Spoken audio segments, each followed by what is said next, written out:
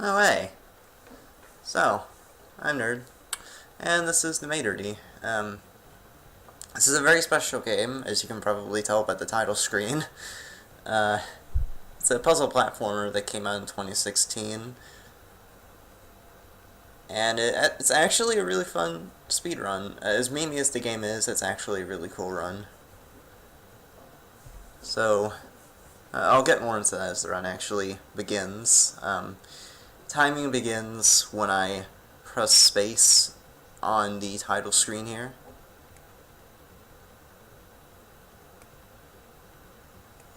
And I'm assuming I'm ready.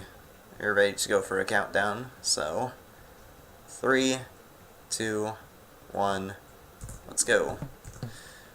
Alright, so this is the Maitre D, otherwise known as Totally Accurate Waiter Simulator. In this second level, you'll be seeing me show off something very strange. Through some black magic, this waiter has a magic ability where he can just stretch his body to unimaginable lengths. Don't bother asking me how I got that, because I don't know how he got it either, and to be honest, I don't want to know. So, there's two basic abilities in the game. There's a stretch, or extend, and retract ability. And there's an ability with a little mechanic with the retract ability where you can retract while you're jumping. And that's actually an intended mechanic you would use to solve the puzzles in each of the levels, but we can use that for very unintended means, by getting jumps at a height that we're not intended to get. By quite simply just spamming jump, retract, and extend in order to get jumps like I just got there. And also to get really fast movement overall throughout the whole run.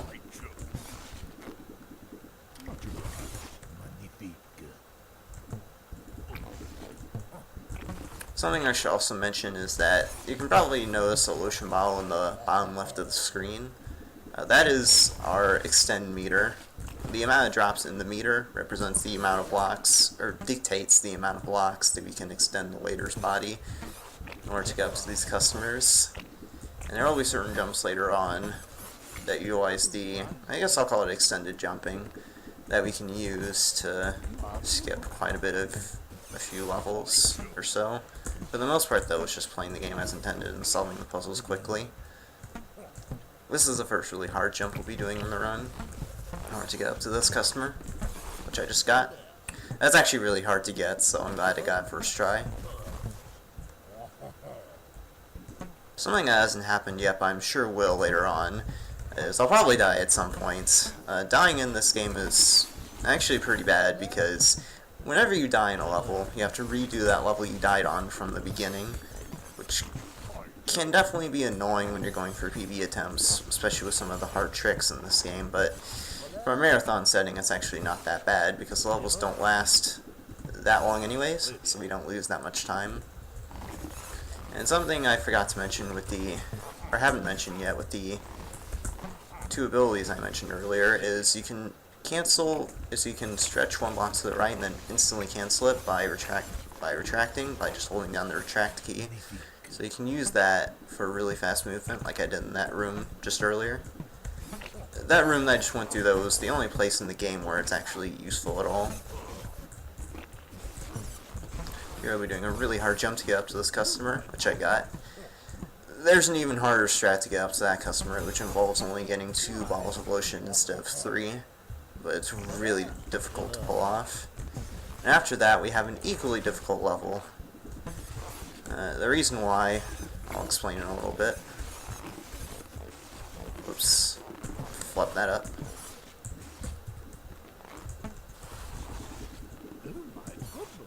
So the reason why this level is so difficult is those spikes there in the corner really like to kill me as I finish off this level. But we didn't get it there, so we're fine. I was practicing earlier, and those spikes in the corner there killed me quite a lot in practice. So it's great that I didn't get killed by them there. Oh, I fell down there on accident, but that's fine. You also might hear some loud banging in the mic. That's just me trying to mash my keys to get these extended jumps. By the way, we're on the third to last level. This game, as well as the next game we'll be running, go by very quickly. Especially considering the amount of things I want to explain. There's not too much to say about these next couple of levels. Although, the next level has a pretty difficult strat you can do, but I won't be going for it. I'll do marathon safety strats to ensure I get to these two customers fairly quickly.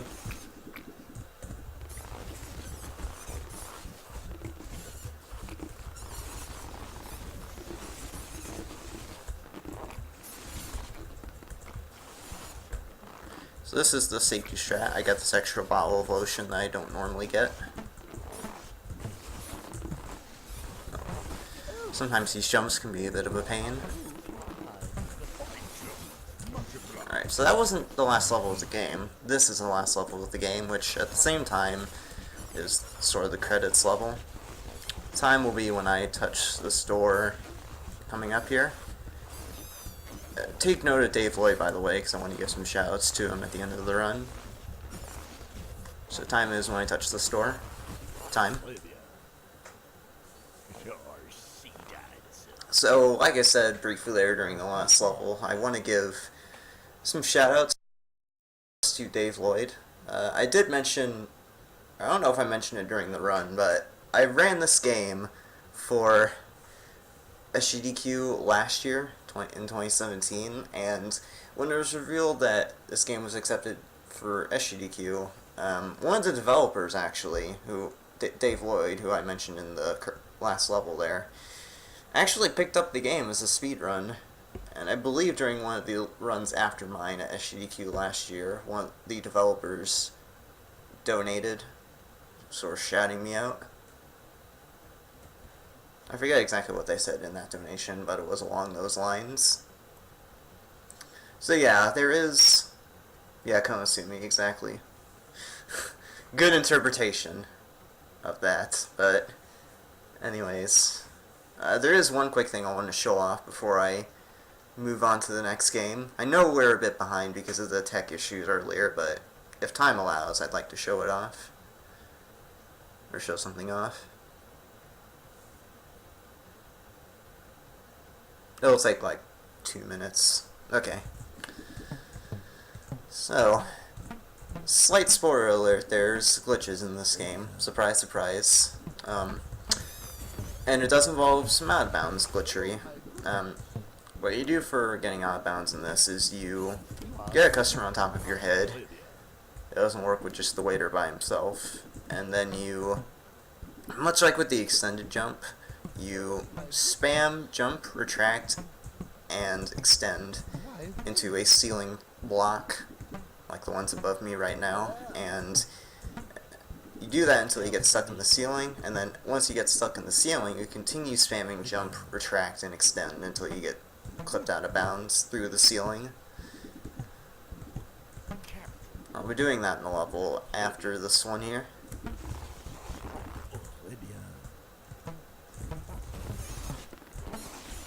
So let's see how quickly I get this. This can be a bit tricky to get. I got it fairly quickly at SGQ, so we'll see how quickly I get it here.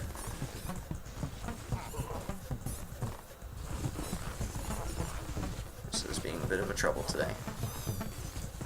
But I got it there, so we're good. So, obviously things look a bit strange with the waiter here.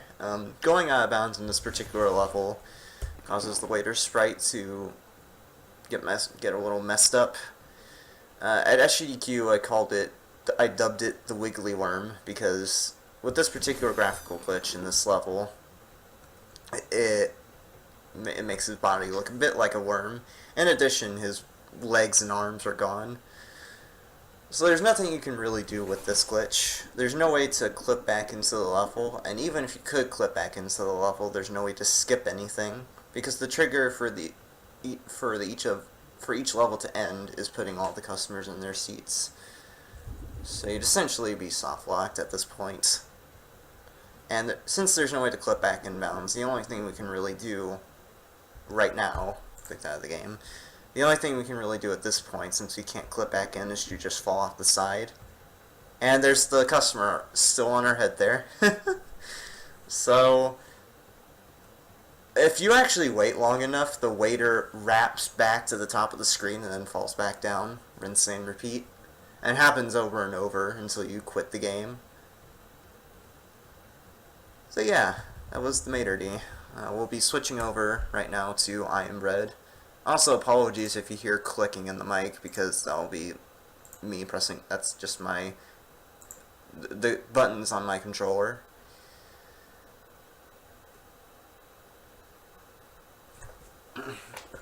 Also, I'll be moving my mic just so you don't hear as much of the clicking.